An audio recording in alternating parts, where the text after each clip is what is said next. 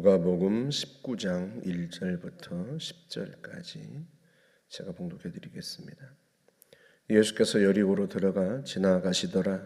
삭개오라 이름하는 자가 있으니 세리장이요 또한 부자라. 그가 예수께서 어떠한 사람인가 하여 보고자 하되 키가 작고 사람이 많아 할 수 없어 앞으로 달려가서 보기 위하여 돌무화과 나무에 올라가니 이는 예수께서 그리로 지나가시게 되미로라. 예수께서 그곳에 이르사 쳐다보시고 이르시되 삭개오야 속히 내려오라. 내가 오늘 네 집에 유하여야 하겠다 하시니 급히 내려와 즐거워하며 영접하거늘 무사람이 보고 수군거려 이르되 저가 죄인의 집에 유하러 들어갔도다 하더라. 삭개오가 서서 주께 여짜오되 주여 보시옵소서 내 소유의 절반을 가난한 자들에게 주겠사오며 만일 누구의 것을 속여 빼앗은 일이 있으면 네 갑절이나 갚겠나이다. 예수께서 이르시되 오늘 구원이 이 집에 이르렀으니 이 사람도 아브라함의 자손이미로다. 인자가 온 것은 잃어버린 자를 찾아 구원하려 함이니라. 아멘. 예수님이 여리고로 들어가 지나가시는데 그 여리고에 삭개오라고 하는 사람이 있었습니다. 세리장이에요.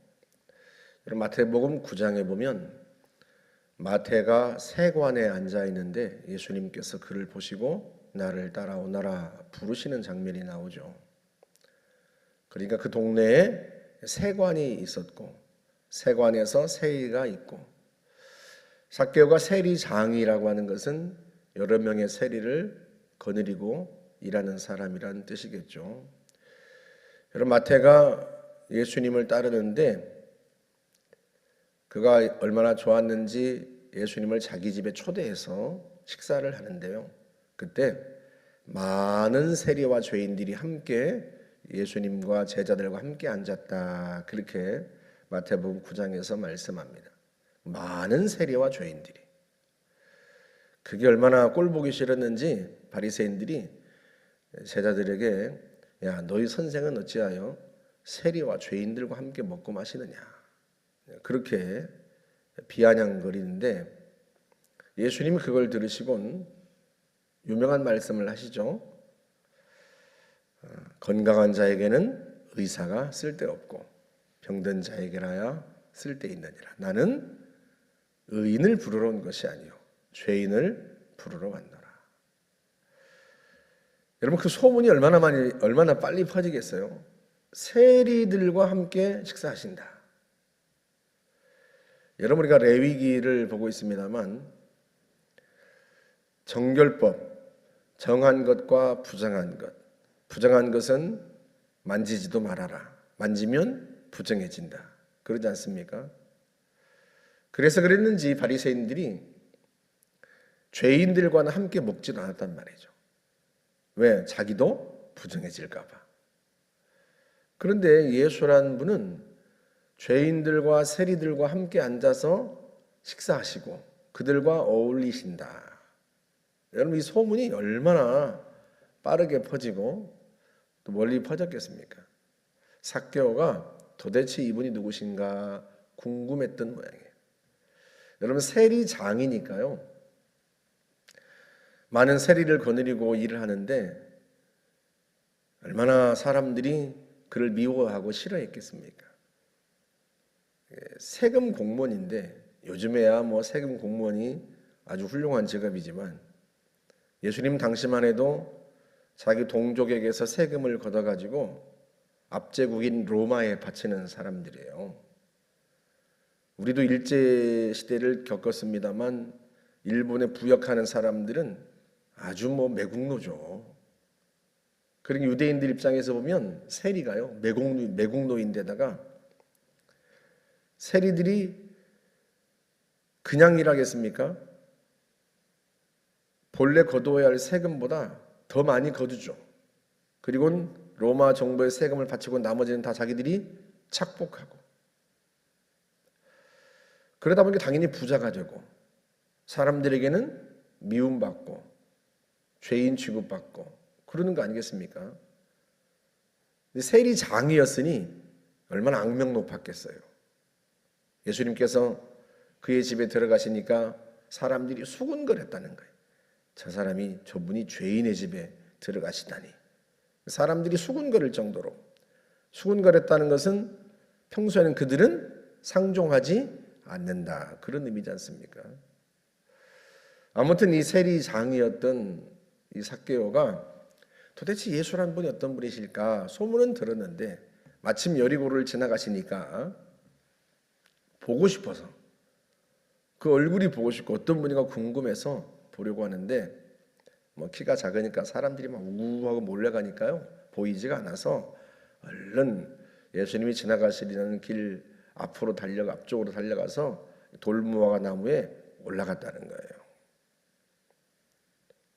그런데 예수님께서 그리로 지나가시다가 오늘 본문에 보니까 쳐다보시고, 주님이 멈춰서서 올려다보신 거죠. 그리고 하신 말씀, 삭개오야 속히 내려오라, 빨리 내려오라. 그의 이름을 어떻게 하셨을까? 들어서 아시겠습니까? 주님이 아시겠죠. 빨리 내려오너라, 내가 오늘 너의 집에 들어가서 묵어야겠다 하고 말씀하십니다.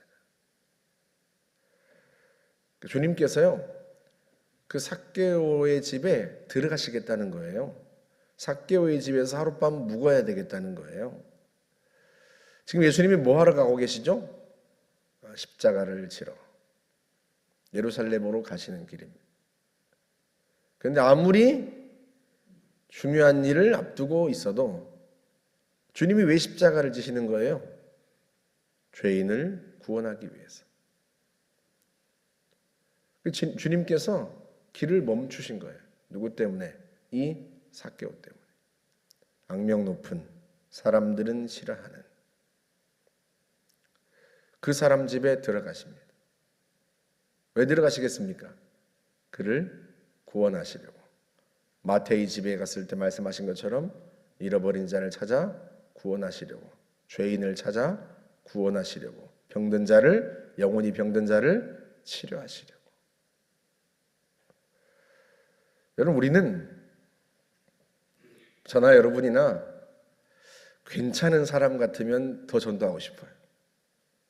근데 아유 망나니 같아. 그러면 행여나 교회 올까 무서워. 그렇죠.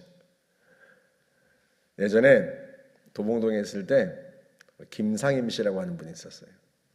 주포교요, 주포. 소주병을 까서 그 자리에서 쉬지도 않고 벌컥 한 병을 그냥 통째로 그냥 그 자리에서 한 번도 숨도 안 쉬고 그 자리에서 한 5초 만에 마셔버려요. 그런 분이에요. 동네 아주 소문난 분.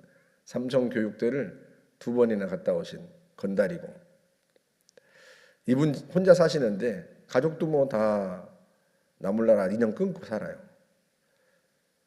그 집에는 이제 주로 가끔 이제 건달들이 오셔요. 뭐 키가 뭐 2m 하는 데는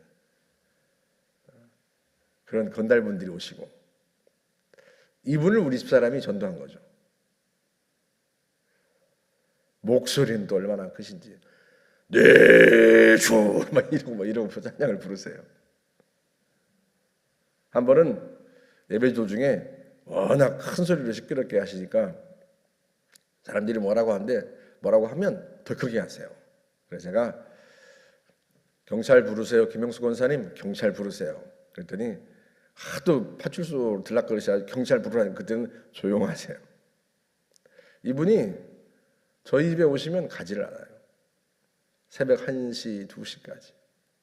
애들은 피곤해서 죽겠다고 하고, 우리도 내일 새벽 예배 가야 되니까 얼른 집에 가시라고.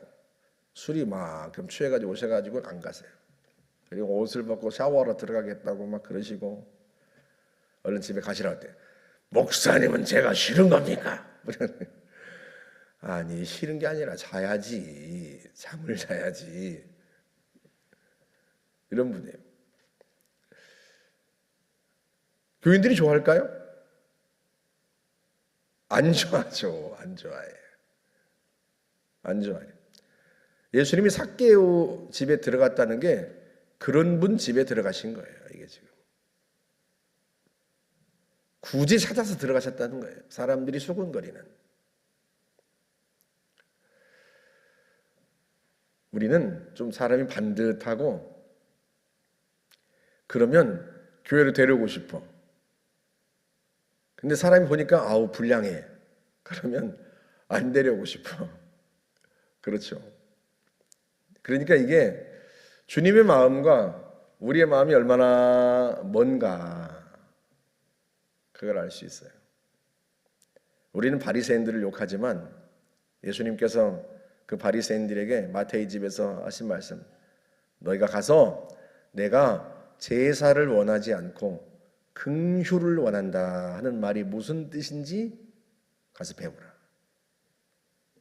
나는 의인을 부르러 온 것이 아니요 죄인을 부르러 왔노라. 나는 제사를 원하지 않고 뭘 원한다? 긍휼, 불쌍히 여기는 것. 주님은 우리가 누군가를 불쌍히 여기기를 원하세요. 불쌍히 여기기를. 그럼 당연히 누군가를 불쌍히 여긴다면 불쌍히 여김 받을 만한 사람들이겠죠. 사람들의 부러움을 사는 소위 사회에서 성공한 사람들이 아니라 불쌍히 여김 받는 사람들. 사실은 여러분 우리가 서로를 보기에 반듯해 보이죠. 주님 보시기에는 다 불쌍해.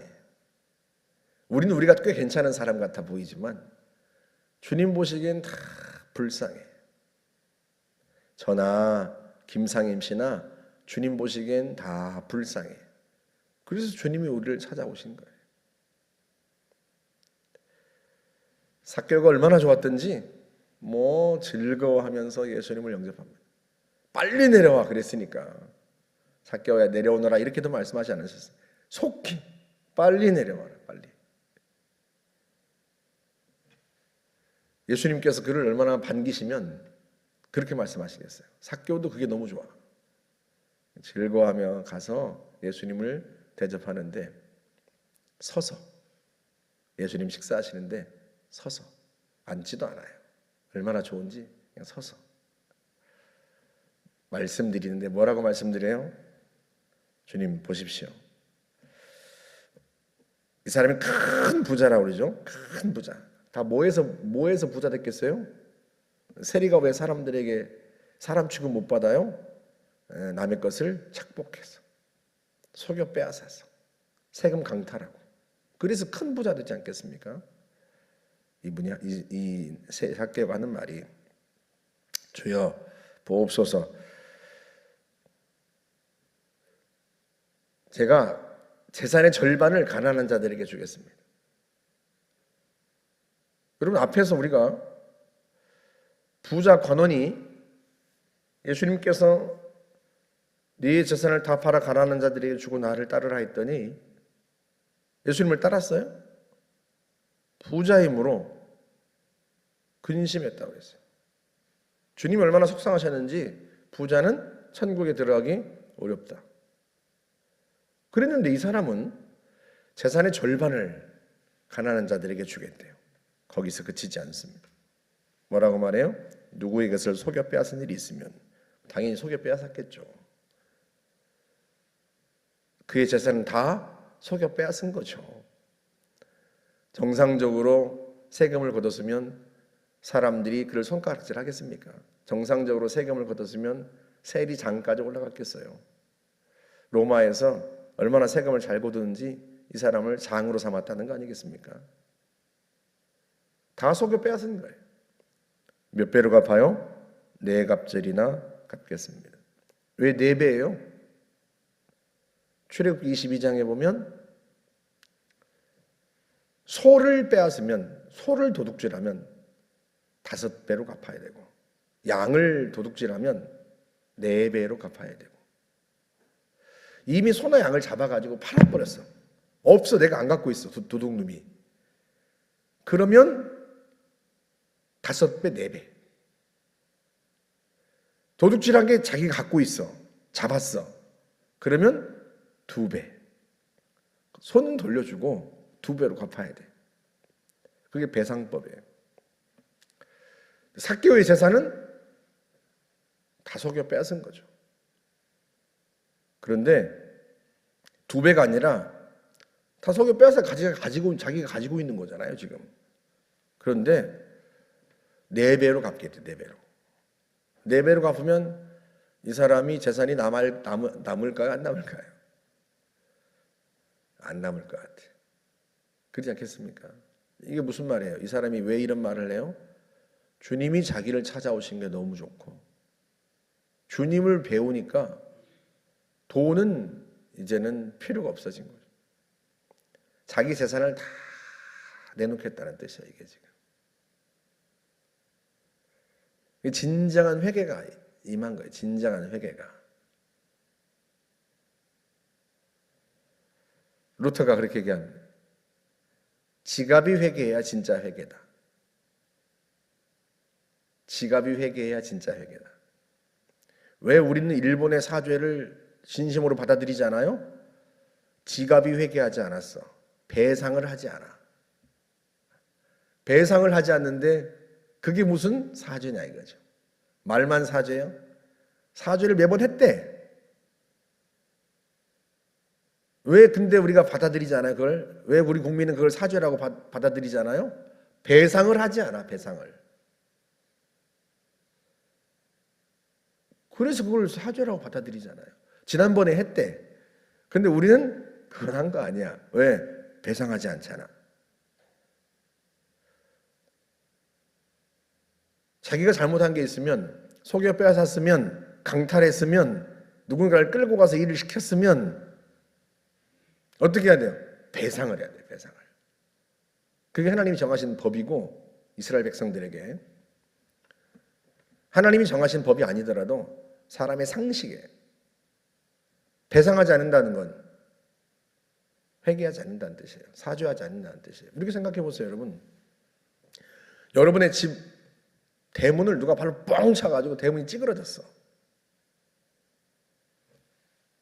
나갔더니 아우 죄송합니다. 제가 이게 술에 취해가지고 제가 아우 죄송합니다. 그리고 그냥 가. 그러면 아유 말로 사죄했으니까 저 사람 진짜로 사죄했나 보다. 용서를 빌었나 보다. 그렇게 생각해요? 잠깐만. 아 문은 고쳐놓고 가야지. 그때 그 사람이 아유 문은 알아서 고치시고요. 진짜 죄송합니다. 그럼 이게 사과한 거예요? 사과한 게 아니야. 진짜 사과는 어떻게 해야 돼? 문을 고쳐놓고 가야지. 여러분 같으면 마음이 좋아가지고 아유 말로 사죄했으니까 그냥 가세요. 진심으로 뉘우치셨군요. 그래요? 아니에요. 누군가 내 재산을 도둑질에 가서 잡혔어. 경찰서 갔더니 잡혔어.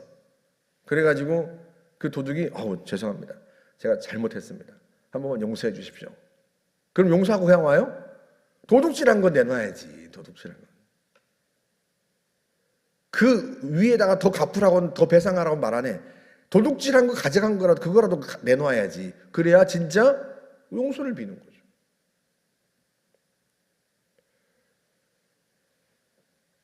삭개오는 진심으로 회개하는 거예요. 그러니 당연히 주님이 말씀하시죠. 이 사람도 아브라함의 자손이다. 구원이 이 집에 임했다. 인자가 온 것은 잃어버린 자를 찾아 구원하려고 왔다. 하고 말씀을 하십니다. 생각지도 못했던 사람들은 전혀 생각지도 못했던 회개가 이 사람에게 임합니다. 바리새인들은 아무리 얘기하셔도 말씀하셔도 회개하지 않는데 이 사람은 정말로 회개합니다. 그러니까 우리가요 사람을 외모로 판단할 게 아니에요. 우리의 마음속에 주님의 마음이 있어야 하지 않을까. 교인 중에 세상에서 잘 나간 사람들로 꽉 차 있으면 좋겠죠. 그런데 주님은 외모를 보시지 않는다. 주님은 잃어버린 자가 돌아오는 게 좋아. 그 사람이 세상에서 얼마나 잘 나가는지 안 나가는지 중요하지 않아요. 그 사람이 나이가 많은지 적은지 젊은지 중요하지 않아요. 우리 하나님께는 다 잃어버린 자식이에요. 자식이 젊어야 자식이에요? 늙어도 자식이고, 자식은 자식이고, 부자만 자식이에요? 가난해도 자식이고. 그러지 않습니까? 누가복음 15장에서 주님이 하신 말씀이 그거잖아요. 첫째 아들만 아들이에요? 말 잘 듣는 반듯한? 아니요. 속썩이고 못된 짓 한 둘째 아들도 자식이에요. 그 자식 돌아오니까 주님이 그 아버지가 너무 좋아가지고 잔치를 벌여요. 그게 주님의 마음이다. 그게 주님의 마음. 우리에게도 이 마음이 필요하지 않겠나. 주님은 잃어버린 자를 찾아 구원하려 오셨어요. 그래서 저와 여러분이 예수 믿은 거예요. 주님이 먼저 우리를 찾아오셨어요. 그 얼마나 감사해요. 우리를 불쌍히 여기시고 찾아오셨으니.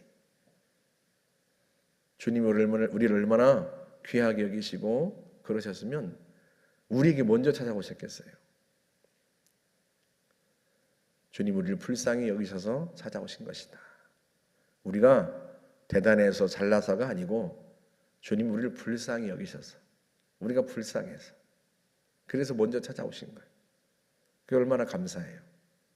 우리에게도 그 주님의 마음이 필요하고, 그래서 주님이 내 마음속에 주시는 사람들 품고 기도하고, 그 사람이 사회에서 잘 나가든 그렇지 않든 그것과 상관없이 주님이 기도하게 하시는 영혼 붙들고 기도하고 그들을 주님께로 인도하면 우리 하나님 얼마나 기뻐하시겠나.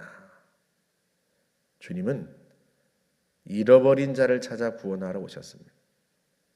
우리가 그 잃어버린 자였고 우리도 구원받았으니 잃어버린 자를 찾아 구원하는 일에 앞장서야 하죠. 저와 여러분들의 마음속에 그 주님의 마음 달라고 기도하고 또 많은 사람들이 주님께 돌아오는 역사가 우리 교회를 통하여 일어날 수 있기를 주님의 이름으로 축복합니다. 함께 기도하겠습니다. 좋으신 하나님 감사합니다. 우리가 잃어버린 자였고 주님이 우리를 찾아오셔서 우리를 구원하셨습니다. 주님, 그 주님의 마음이 우리에게도 있어 잃어버린 영혼을 찾아 구원하고자 하는 주님의 마음이 우리에게 있어 우리 마음속에 주님처럼 불쌍히 여기는 마음, 긍휼히 여기는 마음이 있게 하시고 그 마음을 따라 품고 기도하고 전도하여 주 앞으로 인도할 수 있도록 하나님 우리들을 축복하여 주옵소서. 예수님의 이름으로 기도하옵나이다. 아멘.